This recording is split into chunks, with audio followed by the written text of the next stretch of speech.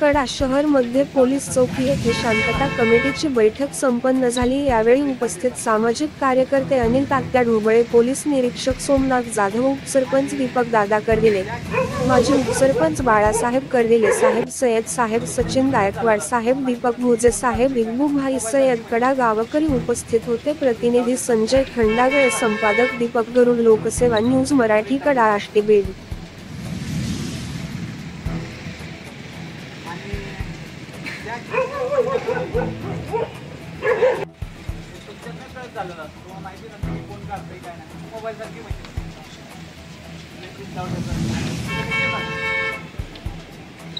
print out